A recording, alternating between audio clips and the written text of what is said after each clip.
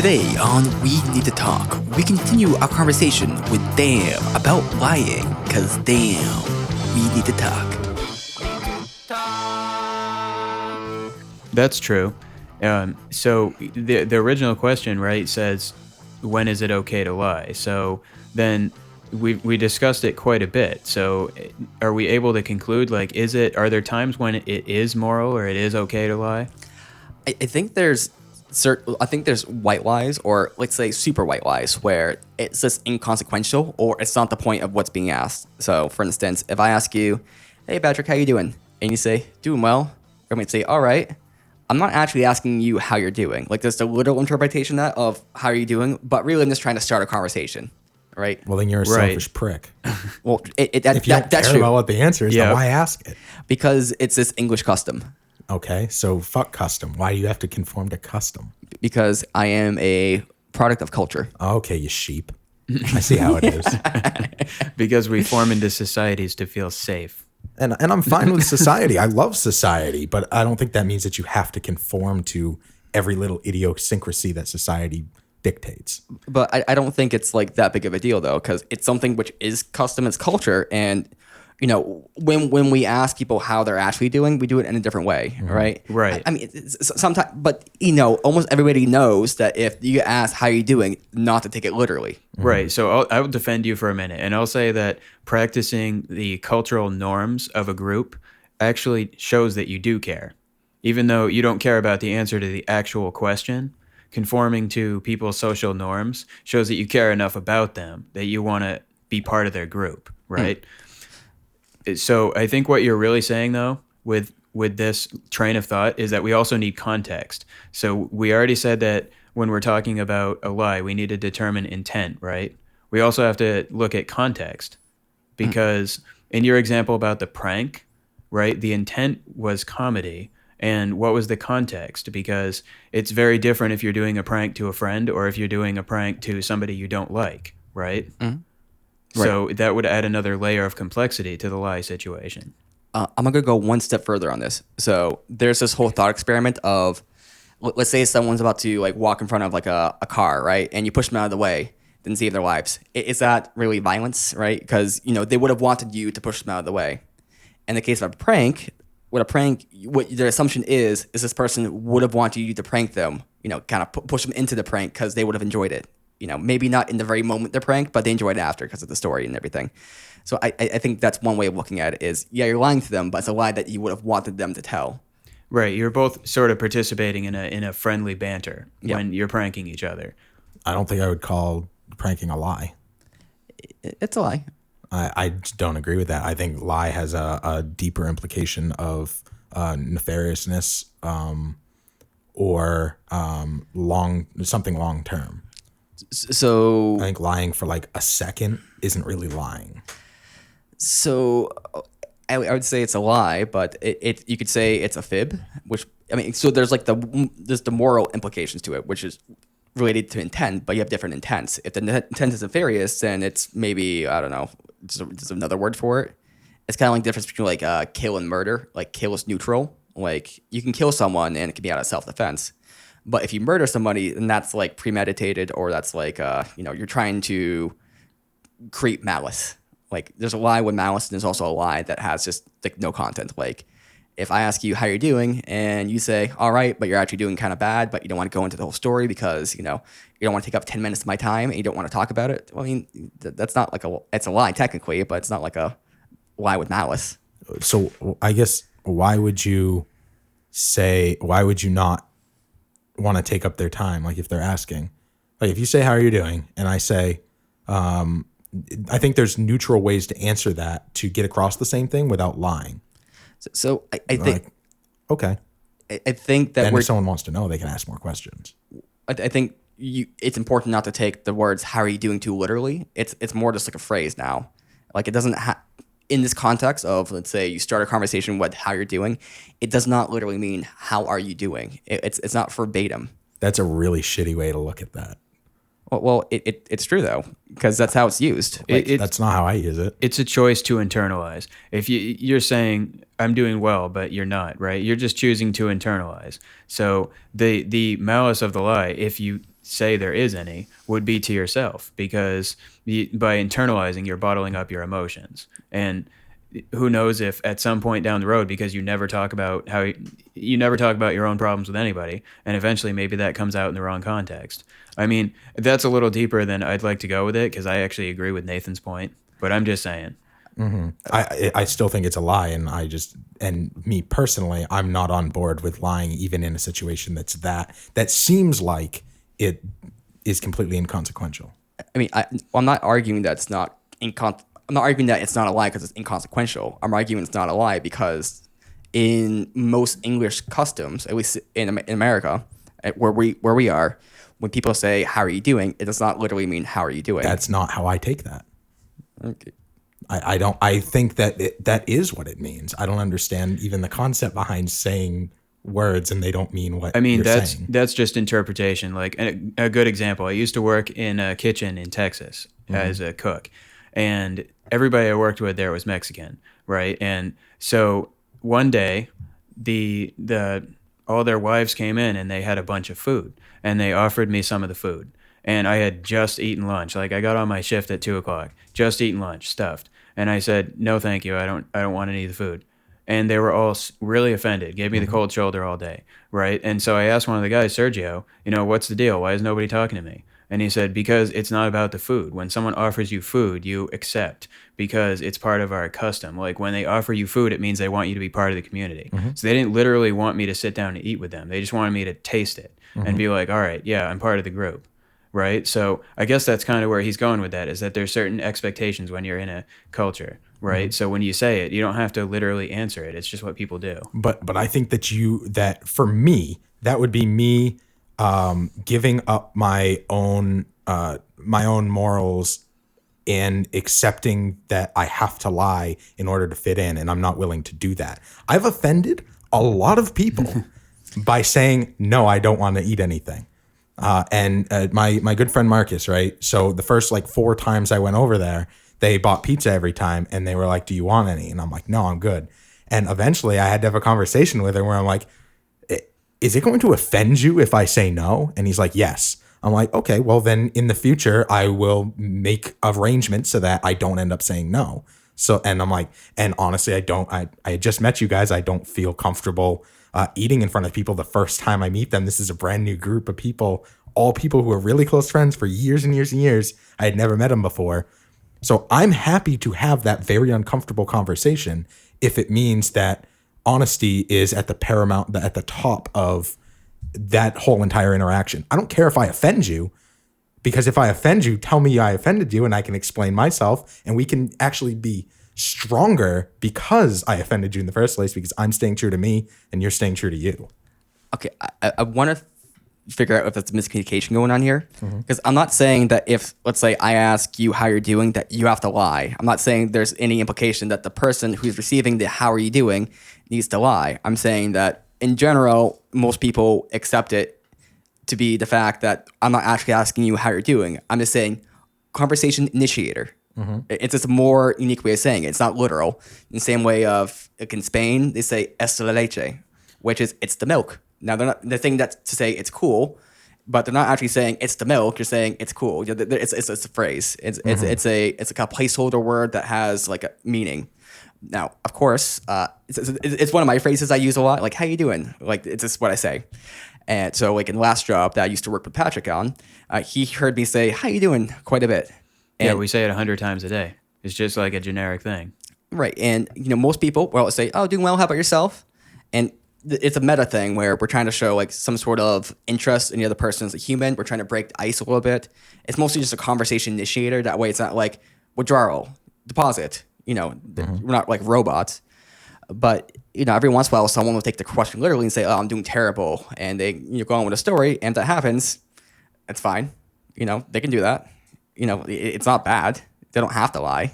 But if they want to lie, or not even lie, if they want to just go with what the intent was, which is just conversation initiate, they can do that.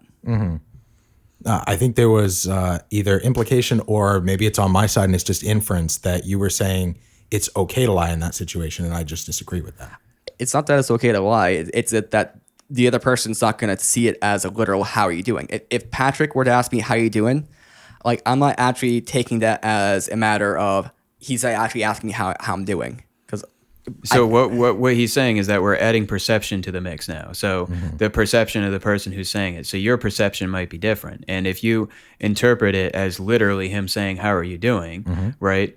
You don't have to lie. That's the beauty of living in a free country, right? As someone who tends to lean libertarian, I'm all about you being able to say that you want to answer that question literally. But going to something that you said before, it's a little unrelated, but sort of, where you were saying you shouldn't have to conform to a group's customs if it goes against your own morals, right? In this case, we're talking about lying, but you're right. You don't have to, but sometimes it could behoove you. Like, in South America, dogs are disease carriers. And so oftentimes you would see that they would kick dogs in Peru, right? And so in America, we would find that to be an immoral behavior if someone was kicking a dog, right? But and the same is true for Somalia, by the way. So a lot of times you find that when people come over here from those countries, that they're initially afraid of dogs. And so do they have the right to kick a dog? I mean, No. they don't, right? But you could also understand why they might want to if you No, look I at the can't. context of where they came from. So why does it why if you have an issue with a pest being, and in this situation I would consider something disease carrying to be a pest Yeah. existing, then do things to mitigate that don't cause harm. Why can't they put up a fence? Like, why can't they do something that's not going to result in in necessitating needing to have physical altercation with another being? Well, so I mean, in a lot of these cases, we're talking about villages that may not have the means, or they're perhaps forced to be nomadic because of different conflicts that happen in the area. So it's not always the same circumstance, and I don't think we should be kicking dogs. And I'm also quite certain that it's illegal in the United States. But all that I'm saying is that if you think about the impulse of someone, like, you can understand it while simultaneously disagreeing with it. So like if Nathan wants to lie, when people ask him, "How are you doing?" right? You can disagree with his interpretation of the saying while at the same time doing what you feel is right. Yeah, and I'm not saying that you have to conform to what my own thing is. Yeah. I'm just saying that if you choose to lie, that is going to affect how I see you as a person and how I will continue to interact with you as a person. It all comes back to everything being internalized in myself. I'm not saying that you can't do what you want to do. You could lie about 100% of things if you want, but that's going to change how I view you and how I perceive you. And I think that if you're taking something that may be a colloquial expression, that's fine. And you can look at it that way. But I think all it's doing is opening up the opportunity for miscommunication. So I don't really agree, because in practice I've said "How are you?" to, like, say thousands and thousands of people, Me too. and it's never had like a miscommunication.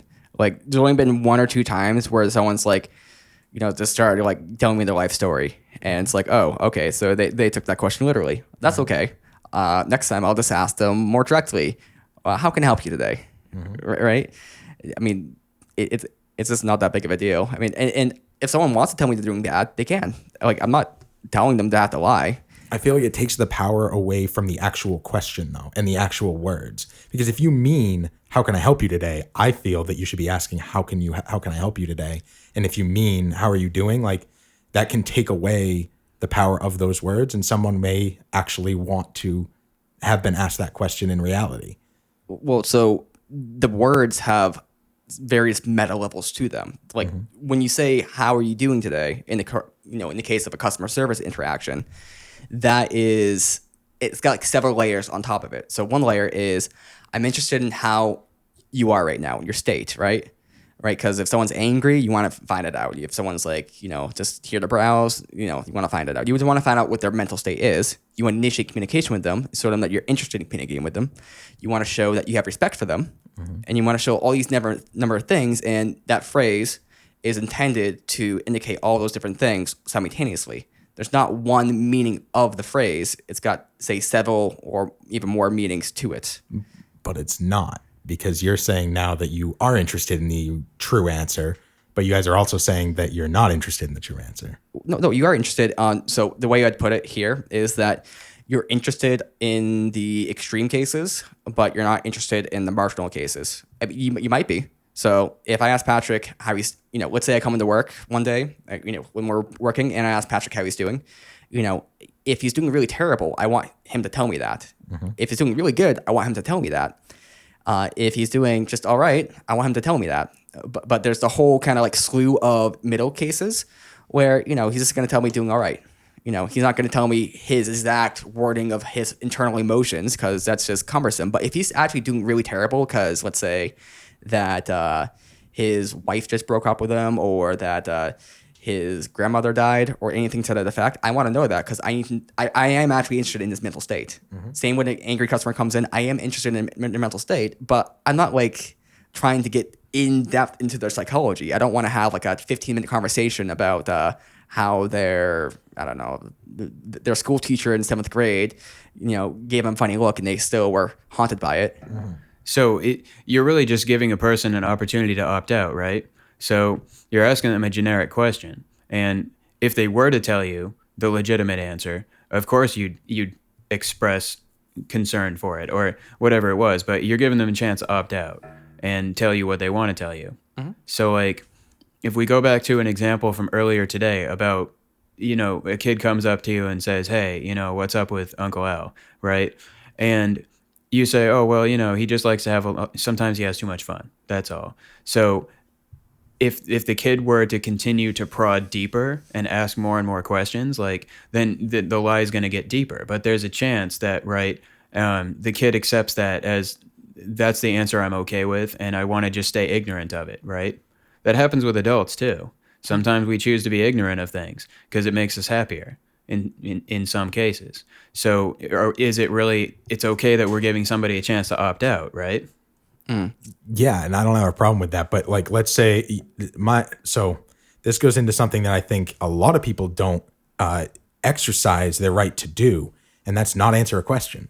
So if a kid asks me a thing and I tell him an answer and that's not good enough and he asks more questions, then I can say, I don't feel comfortable answering that because that's the truth. I don't feel comfortable going any further. Maybe that's something you can discuss with somebody else. Your parents would be better to talk to you about that. Something like that. I think that would be a better way to handle that for myself. And it's always for myself than to go deeper into the lie. I don't think you have to go deeper into a lie. I think that's a choice that you make. And saying, I don't know, or I don't want to talk about that is a legitimate response that can get you out of having to lie. Yep, I think that's true. Yeah, that's definitely true. So I think that's a meme that should happen more because people are asked questions that they shouldn't have to answer. And okay, this is going to get a little bit extreme here, but there's that question, there's like catch-22 question, like, are you still beating your wife? Right? That's a question that will trap people because there's no right way to answer it except not to answer it. So instead of saying yes or no, or what we're going to say, or I don't beat my wife, what you have to say is, I'm not going to answer that question. You have to refuse the question because the question is a trap. Well, I don't get it. Why can't you answer that honestly? Well, it's a trick. So if you say you're still beating your wife, I've never beaten my wife. So where's the trap? So the trap is that it's trying to get you to talk about beating your wife. Like it's an implication that you're doing it. And that's fine. And you can have that implication. And my answer would be, I've never done that. And that's the true, honest answer. And there's no lie going on. So, but the implication is this is a subject that should be being brought up with yourself. Right. And so like if you get let's say you get a question about, have you ever raped somebody? Have you ever done this? You could say no, no, no. And, certain circumstances, these questions are valid. Like, for instance, if you're trying to join certain federal government agencies, they'll ask you these questions because these are very pertinent to national security and stuff like that. But in normal circumstances, these questions are out of left field and they're used more to associate bad things. I've never beaten my wife. What makes you ask that? I mean, now you're asking them a question, right? Yeah, of course. To reverse the question, it's very powerful. I'm not saying that you can't answer it that way. I'm saying that it's a very common interview tactic, for instance, with anybody who's a politician or anything. They'll just ask questions and get people to talk about that thing as if those questions are legitimate. Okay. But you can reject the question as well, Okay. How does that tie in? because we're rejecting the question. So you're saying okay. you're saying that you don't have to answer a question. So I'm agreeing and I'm providing an example of where you might reject the question. I understand. Okay. Because you don't have to say, if someone asks you when's the last time you're beating your wife, you don't have to respond to that, because that question is likely there to instigate you. It's likely to disparage you. It's trying to connotate you with this thing that you don't have any involvement with. And let's say someone keeps asking questions like that, when's the last time you raped somebody? When's the last time you murdered somebody? If they keep going on with that, these questions have a bad intent, right? And you could just answer, I've never done that. I've never done that. But it sounds like more you're in denial than, rejecting the question allows you to not take that as even a legitimate questions, that the intentions are bad. Okay. Yeah, I agree. You don't need to answer questions. Yeah. Okay. So, I mean, overall, I think we established there's at least 2 layers to what makes a situation okay to lie, right? And it comes down to intent and context, right? I'm not sure that there's any other layer. There might be an argument for survival, self-preservation in specific situations, because I think that our instincts do kick in. Like, for example, if you're in a long-term relationship, you're married, and I don't know, maybe you question whether you love each other. It's been a long time and there's not as much passion as there used to be. Maybe answering questions honestly isn't what you want to do because you don't want to risk your marriage. And you know that in the long term, this is somebody that you want to be with, but you know that being 100% honest might be harmful to a point where you might not recover. So maybe it's okay to omit certain information, like, I don't find you as physically attractive as I used to, or, I don't think you're responsible with money, right? I mean, there's a context for saying those things, but you might not say them outright out of self-preservation because you want to have a happy marriage and you don't want to experience that pain. Well, that goes along with there's certain things that you can be honest with, but there's no utility to being honest with them. Like, you could tell people that you think they're ugly or that they're fat or that, a number of any things that you think about them, which are true, and it's true that you think that, but there's no reason for you to tell that person, that thing. Now, maybe if they ask you, do you think I'm fat? Do you think I'm this? Maybe you can be truthful with them if you want. But a lot of times, like, forced honesty in that way can be negative because, we all have terrible thoughts about everybody, I think. And you don't have to share those thoughts if you don't want. And choosing to share those thoughts are maybe negative. And also, there's certain thoughts that you might have that are, say, it just goes along with the state of the relationship. So, for instance, if you have been married to someone, same person for, say, 30 years, and you're in your 60s, and they're in their 60s as well, you can tell this person that they look beautiful, but, if the person said, hey, what do you really feel? I think you look pretty old and ugly. Like maybe you'd still think they look beautiful in some way because you still remember how they look and, there's a whole kind of thing there, but they don't look like they used to. And, you don't have to point it out. It's kind of like the assumed context. Like, we know we're old. We know we're kind of ugly. We're not in our prime. And yeah, it's the same reason why you don't tell your significant other when you find other people attractive. Like, they might ask you too. How many times does that happen? You're watching a movie or something, and right, your girlfriend, your wife, says, "Do you think that she's hot?" Hell yeah. Right. Yep. And why would you answer that? Because there's no utility. Oh, right. I think there's always utility to honesty. I want to make it clear. It seems like I'm like the most in support of lying right now, but with my relationship with my girlfriend, I've made it very clear that I'm heterosexual and that I like other women. Other women are attractive, and I'm not gonna. If she asks me if this girl's attractive, I'm gonna be very honest. And I also, if I ask her if this guy's attractive, I want her to be honest with me. She doesn't have to answer that question, of course, but if she wants to, she can be honest. I'm not gonna be offended, and I've also said that I want to have sex with other women. And, not that I want to cheat her or anything to that respect, but, there's that drive that doesn't just escape because I'm in a relationship now. It's still there in the back of the my mind. And So I'm not going to lie to her about that because I think it's like a biological thing, at least with me and many other people. Maybe not with Steve because we've had that conversation before. But that's something that a lot of people experience, and it's not something I'm going to lie about with her.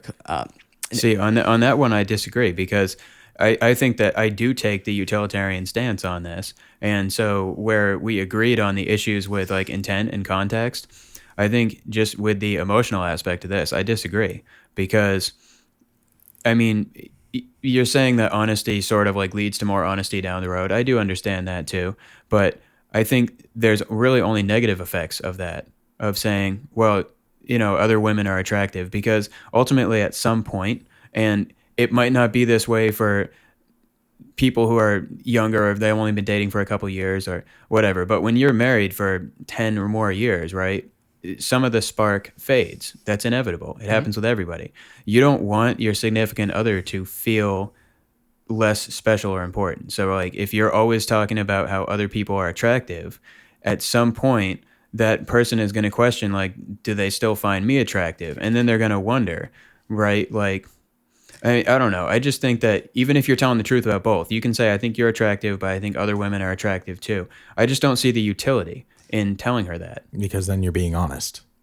And if you're willing to be honest with the person that you're, especially when you're dating somebody, I think the utility of honesty when you're with somebody is even more than with the general public. And I already think you shouldn't lie to begin with. So to think that you shouldn't lie about anything in those situations is even deeper. So I guess you could kind of get me there when it comes to if she asks me. If she says, do you think that woman's attractive?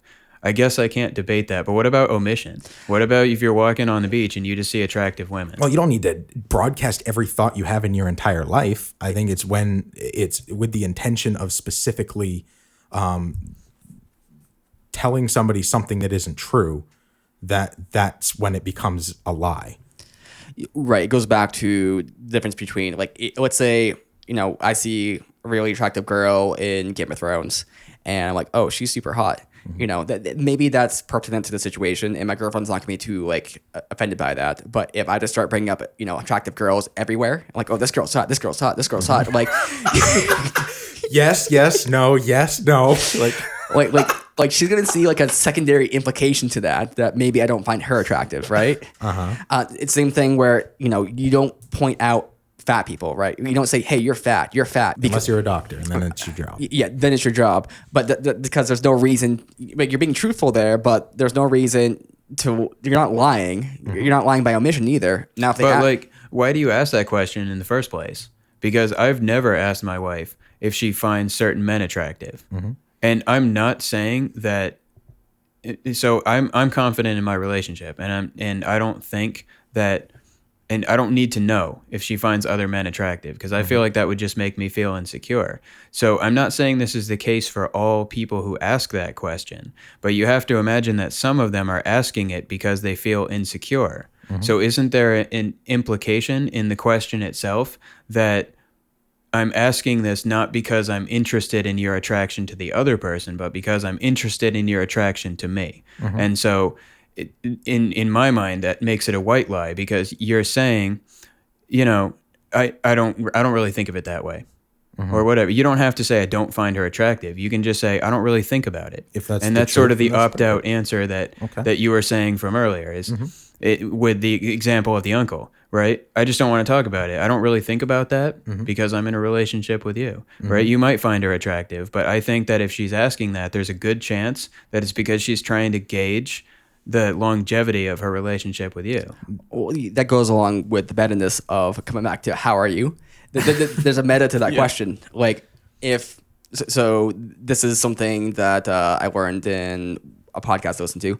When let's say your girlfriend asks you, do I look fat in this? They're not asking you literally if you look fat in that. They're asking you, do I look good in this, right? The wording of the question is not actually what they're trying to get across. They're trying to get across, are you still attracted to me? Do I look attractive in this? Or they might just be, literally asking, is this dress like looking good on me? Like, did I just pull out this dress that looks terrible? And I think it's really important that if it makes her look like shit, you should tell her it makes her look like shit. Because she doesn't want to go out in public looking like garbage. She wants to go out in public looking good. So I don't see any issue with explaining that in a tactful way. I think there's a good way to do it and a bad way to do it. But if you feel like if she's asking that question of, do you find this person attractive? Then that might be a good conversation to have as to like, I do. What makes you ask? Like, ask her a question back to understand her psychology. Why is she asking that question? Where is she coming from?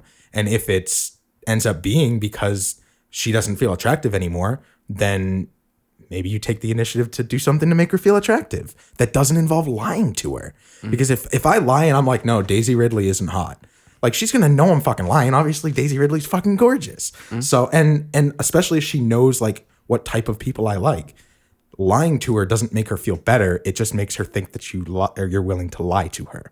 And to me, I don't think that's worth it. I think instead I will take what I'm learning from her asking that question and do something to better the situation and make her feel like I do find her attractive. I agree with that. I think this is a false basis for the question too, because the idea is that, of course, attractiveness have some basis on the relationship, but it's not the entire basis, right? So the idea that if, let's say, my girlfriend wasn't the most attractive person in the world, or maybe I don't find her as attractive as I used to, right? Like, that's fine, but there's other things and other qualities which are overriding that, right? Like, the relationship is not based off the attractiveness, and that's, if she thinks that it is, that if she thinks that I'm gonna leave her because she's less attractive now, then that needs to be made clear that you have other values to that, as than just that. You're more than just that. There's other things that I am dating you for, and certainly maybe you're not as attractive as you once were, or maybe you are. Maybe there's other women who are more attractive, but I'm dating you because I'm dating you. I want to date you. I don't want to date other people, and there's a whole the implication that this is the only thing that matters here is, I think, needs to be challenged if that is the case of insecurity. Mm-hmm. I think there's a big difference too between saying, do you find me attractive, and do you find me physically attractive? Because you can say I find you attractive, and it means more than just physically. And you can answer that 100% honestly with yes, even if you don't find them as physically attractive as you used to. There are other things that weigh into attraction that mean a lot more than physicality. And I think the truth ends up being more romantic in the long run than a lie ever could be. But do you think that is the primary concern for everyone? Because I agree with some of the things that you guys are saying, and I think we're being pretty reasonable about this. But if you're somebody that is insecure, okay, and then you ask this question, then is it going to be enough for you if the answer is, I'm attracted to you for these other qualities, and we're in love for all kinds of reasons, but I'm not physically attracted to you, or I'm not as attracted to you as I was, right?